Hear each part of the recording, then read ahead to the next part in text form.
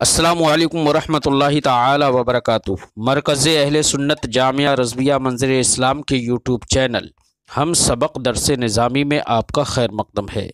پیارے بچوں، جنہوں نے اب تک ہمارے چینل کو سبسکرائب نہیں کیا ہے وہ ضرور سبسکرائب کر لیں اور بیل آئیکن یعنی گھنٹی بھی بجا دیں تاکہ ہر ویڈیو کی نوٹیفیکیشن اطلاع اپلوڈ کرتے ہی آپ تک پہنچ جائے، اور اپنے ساتھیوں سے بھی شیئر کرنا نہ بھولیں تاکہ ان کو بھی فائدہ حاصل کرنے کا موقع ملے، اور بات پسند آئے تو لائک بھی کیا کریں اور اپنے قلبی تأثر کو ضرور کمنٹ کر کے بتائیں۔ بسم اللہ الرحمن الرحیم۔ باب من قعد حیث ینتہی به المجلس ومن رأى فرجة في الحلقة فجلس فيها، اے هذا باب من قعد حیث ینتہی به المجلس ومن رأى فرجة في الحلقة فجلس فيها۔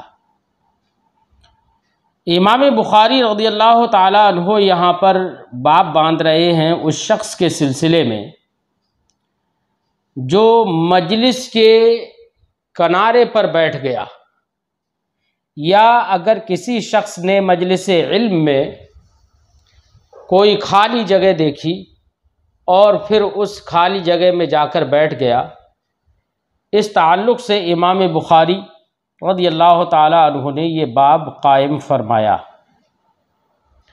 اس سے پہلے باب میں مناولہ کا ذکر ہے جو کہ مجلس علم سے تعلق رکھتا ہے،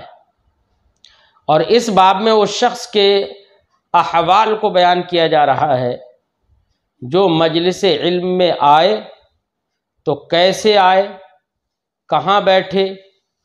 تو دونوں بابوں میں مناسبت بالکل عیاں ہے۔ امام بخاری رضی اللہ تعالی عنہ یہاں پر حدیث ذکر کرتے ہیں، فرماتے ہیں حدثنا اسماعیل، ہم سے حدیث بیان کی اسماعیل نے، قال، انہوں نے فرمایا حدثنی مالک عن اسحاق ابن عبداللہ، مجھ سے حدیث بیان کی مالک نے روایت کرتے ہوئے اسحاق ابن عبداللہ ابن ابی طلحہ سے، ان ابا مرۃ مولا عقیل ابن ابی طالب، انہوں نے کہا کہ ابو مرہ جو کہ عقیل ابن ابی طالب کے آزاد کردہ غلام ہیں، اخبرہ، انہوں نے مالک اسحاق ابن عبداللہ کو خبر دی، عن ابی، وہ روایت کرتے ہیں یعنی ابو مرہ روایت کرتے ہیں اپنے والد سے جن کا نام ہے واقد اللیثی، وہ روایت کرتے ہیں اپنے والد واقد اللیثی سے، ان رسول اللہ صلی اللہ علیہ وسلم بینما ہوا جالس فی المسجد، وہ بیان فرماتے ہیں کہ رسول اللہ صلی اللہ علیہ وسلم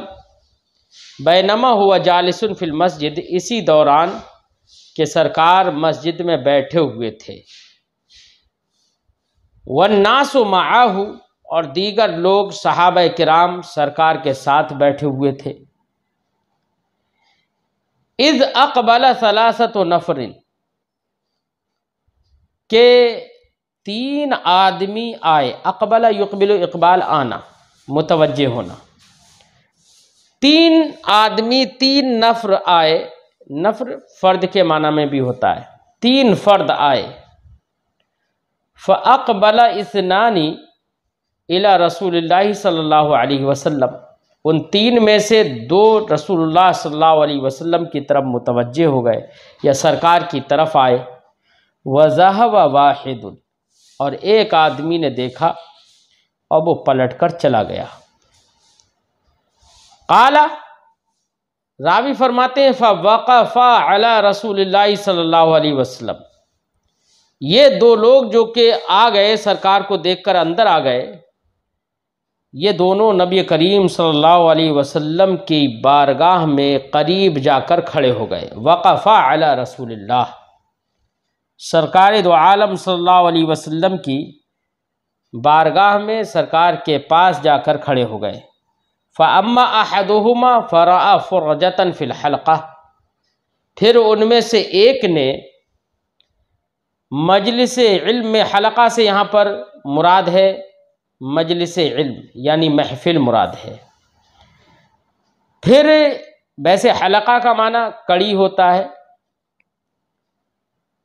فَأَمَّا أَحَدُهُمَا فَرَأَى فُرَجَةً فِي الْحَلَقَةِ، تو ان میں سے ایک نے مجلس اور محفل میں خالی جگہ دیکھی، فَجَلَسَ فِيهَا، تو وہ شخص اسی خالی جگہ میں جا کر بیٹھ گیا۔ وَأَمَّا الْآخَرُ، رہا دوسرا آدمی، فَجَلَسَ خَلْفَهُمْ، تو دوسرا آدمی صحابہ اکرام کی جو مجلس تھی اس مجلس کے پیچھے بیٹھ گیا، یعنی کنارے پر جا کر بیٹھ گیا، خلفہم صحابہ کے پیچھے بیٹھ گیا کنارے پر۔ وَأَمَّا الثَّالِثُ فَأَدْبَرَ ذَاهِبًا، رہا تیسرا آدمی تو وہ پیٹھ پھیر کر چلا گیا۔ فَلَمَّا فَرَغَ رسول اللہ صلی اللہ علیہ وسلم قال، تو نبی کریم صلی اللہ علیہ وسلم جب اپنے خطاب سے فارغ ہوئے، قال، تو سرکار نے ارشاد فرمایا، الا اخبرکم عن النفر الثلاثۃ، کیا میں تم کو 3 لوگوں کے بارے میں نہ بتا دوں، خبر نہ دے دوں؟ یعنی سرکار نے فرمایا میں 3 لوگوں کے بارے میں تمہیں خبر دیتا ہوں، یہی 3 لوگ جو آئے۔ اما احدہم فآوی الی اللہ فآواہ اللہ، رہا ایک، آوا یا اوی کا معنی ہوتا ہے پناہ لینا اور بارگاہ میں جانا، تو ان میں سے ایک نے اللہ کے دامن رحمت میں پناہ لی، آوا الی اللہ، اللہ کی بارگاہ میں یعنی دامن رحمت میں اس نے پناہ لی، فآواہ اللہ، تو اللہ نے اسے اپنے دامن رحمت میں پناہ دے دی۔ وَأَمَّا الْآخَرُ فَاسْتَحْيَا اللَّهُ مِنْهُ، رہا دوسرا تو دوسرے نے اللہ سے، دوسرے نے حیا کی، فَاسْتَحْيَا، تو دوسرے نے حیا کی، فَاسْتَحَى اللَّهُ مِنْهُ، تو اللہ نے اسے حیا کی جزا دی۔ اللہ کا استحیا فرمانا اس کے شایان شان جو بھی ہو، یہاں پر چونکہ اس آدمی نے حیا کی تو اس کے جواب میں ہے فاستحی اللہ منہ، تو اللہ نے اس کی طرف سے حیا فرمائی، شایان شان جو بھی اس کا حیا فرمانا ہو، جیسے کہ قرآن نے فرمایا ان اللہ لا یستحی ان یضرب مثلا، اللہ حیا نہیں فرماتا ہے کہ وہ مثل بیان کرے مچھر کی یا اس سے بھی کسی چھوٹی چیز کی۔ یہاں پر فاستحیا تو اس شخص نے حیا کی، فاستحی اللہ منہ تو اللہ نے اس کی جانب سے حیا فرمائی، یعنی اس کو اس کی حیا کا بدلہ دیا، یہ معنی ہو جائے گا، جزا دی۔ اور سرکار نے فرمایا وَأَمَّا الْآخَرُ فَأَعْرَضَ اللَّهُ عَنْهُ، رہا تیسرا آدمی تو اس نے اعراض کیا تو اللہ نے اس سے اعراض فرمایا۔ یہ حدیث پاک امام بخاری رضی اللہ تعالی عنہ نے جس باب کو باندھا اس کے تحت پیش کی، اس حدیث پاک کا باب سے تعلق بالکل ظاہر ہے، کیونکہ باب بھی یہی باندھا تھا امام بخاری نے کہ اس شخص کا بیان جو مجلس کے انتہا میں جا کر بیٹھ گیا، یعنی آخر مجلس میں جا کر بیٹھ گیا، ایسے اس شخص کا بیان کہ جو مجلس علم کے اندر جس نے کوئی کمی خالی جگہ دیکھی تو اس خالی جگہ میں جا کر بیٹھ گیا۔ تو سرکار نے ان دونوں کے بارے میں فرمایا، جو بیچ میں بیٹھ گیا، خالی جگہ دیکھی، اس نے اس کو پر کیا، تو سرکار نے فرمایا اس نے اللہ کی دامن رحمت میں پناہ لی، اللہ نے اس کو اپنے دامن رحمت میں پناہ دی۔ اس سے پتہ چلتا ہے کہ مجلس میں خالی جگہ اگر دیکھے تو اس میں بیٹھ جانا چاہیے، جا کر حیا نہیں کرنا چاہیے۔ اور اس سے یہ بھی پتہ چلتا ہے کہ خالی جگہ کو پر کر لینا چاہیے، اس کو خالی نہیں چھوڑنا چاہیے۔ اس سے یہ بھی پتہ چلتا ہے کہ مجلس میں بیٹھ کر عالم کے جتنے قریب ہو اتنی رحمت الہی کا نزول زیادہ ہوتا ہے، کیونکہ عالم کی بات کو دھیان سے سنے گا۔ تو جو بیچ میں بیٹھا ہوا رسول اللہ صلی اللہ علیہ وسلم نے اس کے لیے فرمایا کہ اللہ کی دامن رحمت میں اس نے پناہ لے لی، جبکہ دوسرا آدمی مجلس کے آخر میں جا کے بیٹھا، اس نے بیچ میں بیٹھنے سے حیا کی، تو رسول اللہ صلی اللہ علیہ وسلم نے فرمایا اللہ نے اس کی حیا کا اسے بدلہ دیا، جزا دی، یعنی اس کو اتنا ثواب نہیں ملا جتنا ثواب اس آدمی کو ملا جو بیچ مجلس میں خالی جگہ دیکھ کر بیٹھ گیا۔ اس بیچ مجلس کو نبی کریم نے فرمایا کہ دامن رحمت الہی میں آ گیا وہ شخص۔ رہا تیسرا شخص، تو اس نے اعراض کیا کہ وہ چھوڑ کر چلا گیا اور مجلس علم کی برکتوں سے محروم رہا، تو اللہ رب العزت نے اس سے اعراض فرمایا، یعنی اللہ رب العزت نے اسے برکتوں سے محروم کر دیا۔ اس سے یہ پتہ چلا کہ جو شخص مجلس علم میں بیٹھتا ہے وہ اللہ کی پناہ میں آ جاتا ہے، کیونکہ یہ شخص مجلس علم میں جا کر بیٹھا، تو رسول اللہ صلی اللہ علیہ وسلم نے فرمایا اس نے دامن رحمت الہی کی پناہ لی، تو گویا کہ وہ اللہ کی پناہ میں ہوتا ہے۔ کیوں نہ ہو پناہ میں؟ اس لیے کہ نبی کریم جو فرمایا ہے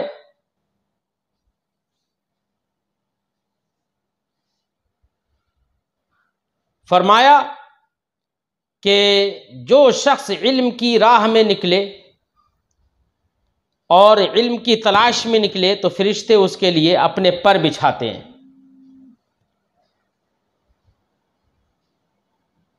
ایسے ہی اس حدیث سے یہ بھی سمجھ میں آیا کہ جو عالم کی علمی مجلس سے اعراض کرے تو اللہ تعالیٰ اس سے اعراض فرماتا ہے، اور جس سے اللہ تعالیٰ اعراض فرمائے اس نے اپنے آپ کو اللہ تعالیٰ کے غضب کے لیے پیش کر دیا، یہ بھی سمجھ میں آتا ہے۔ اس حدیث پاک سے یہ بھی سمجھ میں آتا ہے کہ مجلس علم میں حلقہ بنا کر بیٹھنا یہ بہتر ہے۔ مجلس علم کے اندر حلقہ بنا کر بیٹھنا یہ صحابہ کرام کا طریقہ ہے کہ نبی کریم صلی اللہ علیہ وسلم کی بارگاہ میں صحابہ کرام حلقہ بنا کر بیٹھتے تھے۔ اس سے ایک بات یہ بھی سمجھ میں آتی ہے کہ حلقہ علم میں عالم کے قریب بیٹھنا چاہیے تاکہ کوئی بھی بات بغور سماعت کر سکے۔ ایسے ہی اس حدیث پاک سے ایک بات یہ بھی سمجھ میں آ گئی کہ اگر کوئی انسان کوئی گناہ کرے تو اس کی طرف گناہ کی نسبت کرنا جائز ہے، جیسے کہ وہ آدمی منہ پھیر کر چلا گیا تھا تو سرکار نے فرمایا تو اللہ نے بھی اس سے اعراض فرما لیا، سرکار نے اس کو بیان کیا، نسبت کی نہ اس کی جانب۔ ایسے ہی اس حدیث سے یہ بھی سمجھ میں آیا کہ حسن ادب یہ ہے کہ مجلس میں جہاں جگہ دیکھے وہاں بیٹھ جائے اور کسی کو اٹھائے نہیں۔ ایسے ہی خالی جگہ جو بھی دیکھے اس کو پر کر لے، پر کرنے کے لیے گردن وغیرہ لوگوں کی جھکا کر اس پر جانا اور دوسرے کو تکلیف دینا یہ مناسب نہیں ہے۔ یہ سب باتیں اس حدیث پاک سے سمجھ میں آئیں۔ اگلا باب امام بخاری رحمۃ اللہ تعالی علیہ نے باندھا ہے، باب قول النبی صلی اللہ علیہ وسلم رب مبلغ او عام سامع۔ نبی کریم صلی اللہ علیہ وسلم کے قول کا بیان۔ سرکار نے فرمایا ہے رب مبلغ او عام سامع، کوئی مبلغ، کچھ مبلغ تبلیغ کرنے والے، او عام سامع، مبلغ، بلکہ یہاں پر مبلغ مجہول پڑھو، اس میں مفعول، کل رب مبلغ، کچھ وہ لوگ جن تک بات پہنچائی جاتی ہے، او عام سامع، وہ سامع سے زیادہ بسا اوقات بات کو یاد کرنے والا ہوتا ہے، حفاظت کرنے والا ہوتا ہے۔ نبی کریم صلی اللہ علیہ وسلم نے یہ جو جملہ ارشاد فرمایا ہے رب مبلغ او عام سامع، اس سے سرکار دو عالم صلی اللہ علیہ وسلم کا مقصود یہ ہے کہ جب تم لوگ مجھ سے کوئی بات سنا کرو تو ان لوگوں تک پہنچا دیا کرو جو لوگ مجلس میں حاضر نہیں ہوتے ہیں۔ تو ہر شاہد غائب کو بات پہنچائے، یہ سرکار نے رغبت دلائی اور فرمایا کہ کیونکہ جس تک بات پہنچائی جا رہی ہے، کبھی کبھی ایسا ہوتا ہے کہ وہ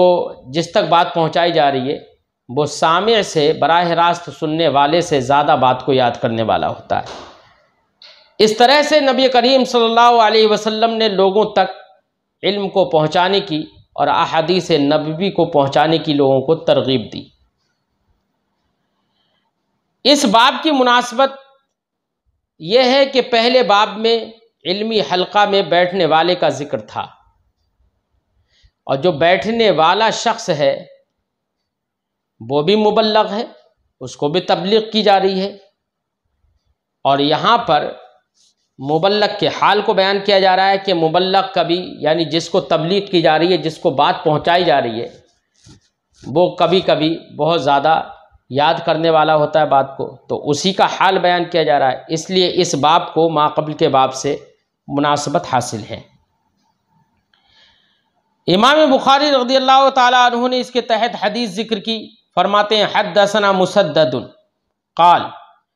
امام بخاری فرماتے ہیں ہم سے حدیث بیان کی مسدد نے، انہوں نے فرمایا حدثنا بشر، ہم سے حدیث بیان کی بشر نے، قال، انہوں نے کہا حدثنا ابن عون عن ابن سیرین عن عبد الرحمن ابن ابی بکرۃ عن ابیہ، وہ فرماتے ہیں ہم سے حدیث بیان کی ابن عون نے، وہ روایت کرتے ہیں محمد ابن سیرین سے، وہ روایت کرتے ہیں حضرت عبد الرحمن ابن ابی بکرہ سے، وہ روایت کرتے ہیں اپنے والد ابو بکرہ سے، قال، انہوں نے فرمایا ذکر النبی صلی اللہ علیہ وسلم قعد علی بعیرہ وامسک انسان بخطامہ، نبی کریم صلی اللہ علیہ وسلم نے ذکر کیا، ذکر النبی صلی اللہ علیہ وسلم، نبی کریم صلی اللہ علیہ وسلم نے ذکر کیا، تو یہ بیان فرمایا، یہ حجۃ الوداع کے موقع پر سرکار نے بیان فرمایا تھا، کیا فرمایا؟ قعد علی بعیرہ، کہ نبی کریم صلی اللہ علیہ وسلم اپنے اونٹ پر تشریف فرما تھے، وَأَمْسَكَ إِنسَانٌ بِخِطَامِهِ اور بِزِمَامِهِ، یہ شک راوی ہے کہ حدیث میں بِخِطَامِهِ فرمایا سرکار نے یا بِزِمَامِهِ فرمایا، دونوں کا معنی ایک ہی ہے، خطام کا معنی بھی نکیل ہوتا ہے اور زمام کا معنی باگڈور۔ اور ایک شخص نے حضور صلی اللہ علیہ وسلم کے اونٹ کی لگام پکڑ لی تھی، یعنی ایک شخص لگام یا اونٹ کی باگڈور کو پکڑ کر آگے آگے چل رہا تھا، سرکار اونٹ پر تشریف فرما تھے، قال، سرکار نے اونٹ پر تشریف فرما ہو کر لوگوں کو خطاب فرمایا اور ارشاد فرمایا ایو یوم ھذا، یہ آج کون سا دن ہے؟ سرکار دو عالم صلی اللہ علیہ وسلم کا دن پوچھنا، مہینہ پوچھنا، موسم پوچھنا، یہ اس بات کے لیے تھا تاکہ لوگوں کے ذہن و دماغ میں تمام باتیں رچ بس جائیں، کیونکہ آدمی کو کسی بات کی جب جگہ معلوم ہوتی ہے، دن معلوم ہوتا ہے، وقت معلوم ہوتا ہے، تو وہ بات کو جلدی بھولتا نہیں ہے۔ اس لیے نبی کریم صلی اللہ علیہ وسلم نے ان کو یاد رکھنے کے لیے، تاکہ مضبوطی سے ان کو یاد ہو جائے، سرکار نے یہ سوال فرمائے، قال سرکار نے فرمایا ایو یوم ھذا، آج یہ کون سا دن ہے؟ صحابہ کرام عرض کرتے ہیں فسکتنا حتی ظننا انہ سیسمیہ سوا اسمہ، صحابہ کرام فرماتے ہیں کہ ہم خاموش رہے، ہم نے نہیں بتایا کون سا دن ہے، کیونکہ ذہن میں یہ تھا کہ جو اس کا اسم معروف ہے، اس دن کا جو اسم معروف ہے، شاید سرکار دو عالم صلی اللہ علیہ وسلم اس نام کے علاوہ کوئی دوسرا نام بتائیں گے۔ یہ صحابہ کرام میں رغبت تھی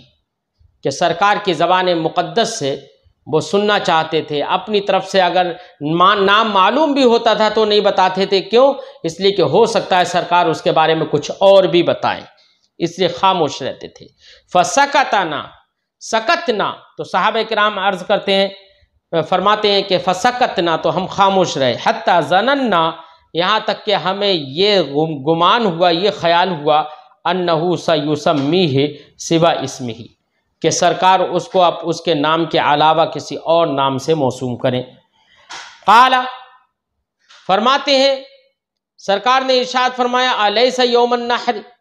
کیا یہ یوم نحر نہیں ہے، قربانی کا دن نہیں ہے؟ قلنا،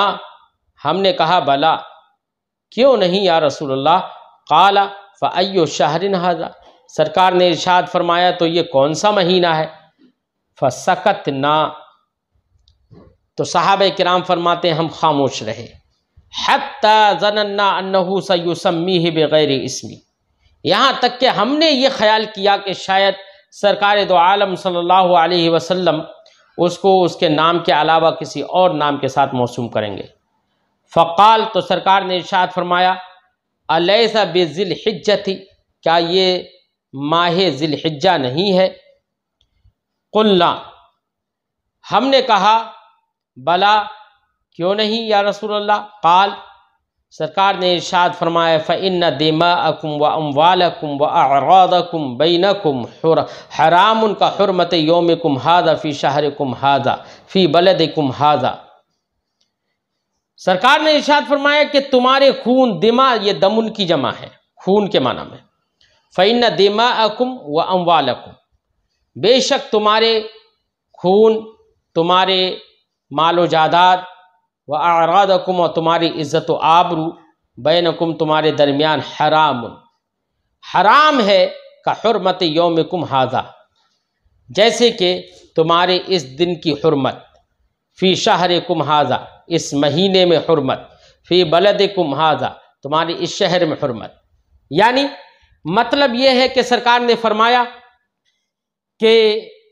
یہ ذی الحجہ کا مہینہ ہے جو کہ اشہر حرم سے ہے، یہ بلد حرام ہے، مکۃ المکرمہ ہے، اس میں بھی قتال حرام ہے، شہر ذی الحجہ میں بھی قتال حرام ہے، ایسی یوم نحر ہے، اس دن بھی قتال حرام ہے۔ تو جیسے کہ یہاں پر اس دن میں، اس مہینے میں ایک دوسرے کا خون محفوظ ہے، خون، ایک دوسرے کی خون ریزی کرنا حرام ہے، ویسے ہی تم ایمان لے کر آ گئے، مسلمان ہو گئے، اللہ اس کے رسول کی توحید اور اس کے رسول کی رسالت پر یقین کر لیا، تو اب آپس میں تمہارا خون بھی ایسے ہی حرام ہو گیا۔ اب کوئی ایک مسلمان دوسرے مسلمان کا خون نہیں بہائے گا، آپس میں اموال اور جائیدادیں بھی محفوظ ہو گئیں، کوئی کسی کے مال کو نہیں لے گا، ایک دوسرے کی عزتیں بھی محفوظ ہو گئیں، کسی ایک کی عزت کے ساتھ کھلواڑ کرنا، کسی مسلمان کی عزت کو پامال کرنا، یہ حرام ہوگا۔ جیسے کہ اس دن میں قتال حرام ہے، اس مہینے میں قتال حرام ہے، اس شہر مکہ میں قتال حرام ہے۔ پھر آگے سرکار نے ارشاد فرمایا لِيُبَلِّغُ الشَّاهِدُ الْغَائِبَ، لِيُبَلِّغ الشَّاهِدُ الْغَائِبَ، چاہیے کہ جو لوگ حاضر ہیں وہ غائب کو بات پہنچا دیں۔ فَإِنَّ الشَّاهِدَ عَسَىٰ أَن يُبَلِّغَ مَنْ هُوَ أَوْعَىٰ لَهُ مِنْهُ، کیونکہ جو شخص حاضر ہے وہ شاہد قریب ہے کہ وہ بات کو پہنچا دے اس شخص تک من هو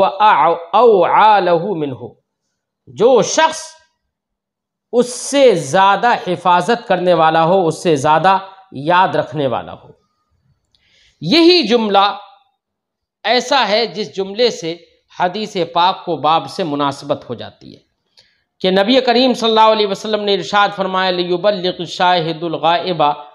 کہ ہر حاضر غائب کو بات پہنچا دے،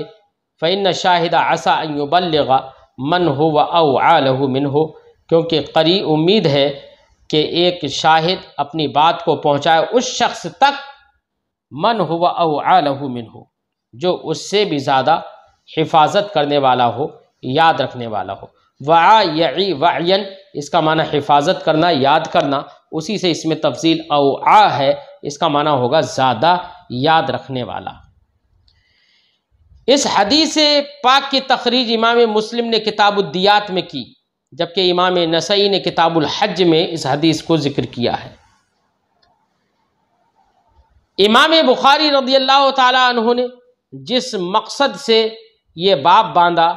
اس مقصد کے مناسبت سے، اس باب کی مناسبت سے حدیث کو پیش کیا۔ ہم نے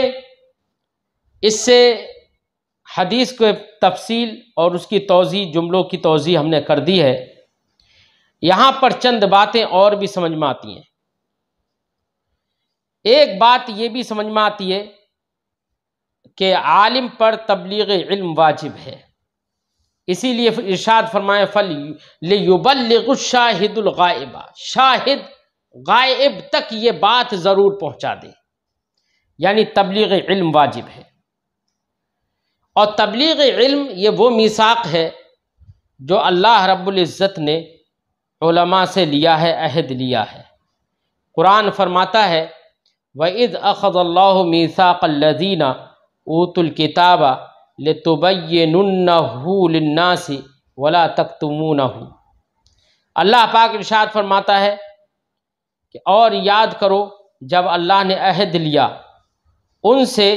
جنہیں کتاب عطا ہوئی کہ تم ضرور اسے لوگوں سے بیان کر دینا اور نہ چھپانا، وَلَا تَكْتُمُونَهُ، اور اس کو چھپانا نہیں۔ تو اس کا مطلب یہ ہے کہ اللہ نے علماء سے یہ عہد و پیمان لیا ہے کہ وہ کتاب اللہ کے علم کو لوگوں تک پہنچائیں۔ تبلیغ، اس سے معلوم ہوتا ہے کہ یہ علماء سے عہد ہو گیا ہے، لہذا تبلیغ علم علماء پر یہ لازم ہے۔ اور سرکار دو عالم صلی اللہ علیہ وسلم نے فرمایا ہے کہ ہو سکتا ہے کہ قریب ہے کہ جس شخص کو بات پہنچائی جا رہی ہے وہ شخص زیادہ یاد کرنے والا ہو، محفوظ کرنے والا ہو۔ اس سے یہ بات معلوم ہوتی ہے کہ جو مجلس علم میں حاضر ہوں، کوئی ضروری نہیں ہے کہ وہی سب سے زیادہ بات کو یاد کرنے والے ہوں۔ ایسا بھی ہو سکتا ہے کہ جو مجلس علم میں حاضر نہیں ہے وہ اور زیادہ بات کو یاد کرنے والا ہو، اس لیے مجلس علم میں جو لوگ حاضر ہیں ان کو چاہیے کہ جو بات سنیں وہ اپنے غائب تک پہنچا دیں۔ کبھی ایسا ہوتا ہے کہ حدیث کا عالم حدیث سے مسائل کے استنباط کرنے پر قادر نہیں ہوتا، اور جس سے حدیث بیان کی جا رہی ہے اس نے حدیث کو سن کر بہت سارے مسائل کا استنباط و استخراج کر لیا، ایسا ہو سکتا ہے۔ اس لیے بات کو، حدیث کو دوسروں تک ضرور پہنچانا چاہیے، کیونکہ وہ بہت ساری، کچھ لوگ ایسے بھی ہوتے ہیں کہ جو اتنے ظہیر ہوتے ہیں کہ وہ حدیث کی بہت ساری باریکیوں پر مطلع ہو جاتے ہیں۔ ایسے ہی اس حدیث سے یہ بھی سمجھ میں آیا کہ عالم پر واجب ہے کہ جو چیز حرام ہو اس کی حرمت مؤکد کر کے بیان کرے، جیسے کہ نبی کریم صلی اللہ علیہ وسلم نے لوگوں کے آپس میں مال، عزت و آبرو اور خون ریزی کی حرمت کو جب سرکار نے بیان فرمایا تو مؤکد کر کے بیان فرمایا تاکہ لوگوں کے ذہن و دماغ میں وہ بیٹھ جائے۔ اس حدیث پاک میں یہ بھی تھا کہ سرکار دو عالم صلی اللہ علیہ وسلم اونٹ پر تشریف فرما تھے، اور سرکار دو عالم صلی اللہ علیہ وسلم نے اونٹ پر بیٹھے بیٹھے لوگوں کو خطاب فرمایا۔ اس سے معلوم ہوتا ہے کہ ضرورت پڑنے پر ایک عالم دین بلند جگہ پر بیٹھ جائے اور بلند جگہ سے جہاں سے سب لوگ اسے دیکھ سکیں، ایسی جگہ سے خطاب کرے، یہ جائز ہے۔ اس سے یہ بھی معلوم ہوتا ہے کہ بلند مقام پر خطبہ دینا مستحب ہے، اسی لیے ہماری مسجدوں میں ممبر شریف کو بلند بنایا جاتا ہے تاکہ وہاں سے لوگ امام کا خطبہ صحیح سے سن سکیں۔ تو بلند جگہ پر خطبہ دینا یہ مستحب ہے تاکہ لوگوں تک بات پہنچے اور سب اس کو دیکھ سکیں۔ جان و مال اور عزت کی حرمت میں سب برابر ہیں، سارے مسلمان برابر ہیں، چاہے وہ غریب ہو، چاہے امیر ہو، چاہے کیسا چھوٹا ہو یا بڑا ہو، سب کے جان، مال، عزت و آبرو یہ سب کے سب محفوظ ہیں، اور کسی کی جان اور مال، عزت و آبرو سے کھلواڑ کرنا یہ جائز نہیں ہے۔ حدیث پاک سے یہ بھی سمجھ میں آیا کہ کسی بات کو سمجھانے کے لیے مثالیں دینا اور کہاوت پیش کرنا یہ بھی جائز ہے، کیونکہ نبی کریم صلی اللہ علیہ وسلم نے مثال سے سمجھایا کہ جیسے کہ اس مہینے میں، اس دن میں اور اس شہر میں خون ریزی کرنا یہ حرام ہے، اسی طریقے سے تمہارے جان اور مال، تمہاری عزت و آبرو سب آپس میں محفوظ ہیں۔ یہ چند باتیں حدیث پاک سے سمجھ میں آئیں۔ آج کی گفتگو یہیں پر ختم کرتے ہیں۔ السلام علیکم ورحمۃ اللہ تعالی وبرکاتہ۔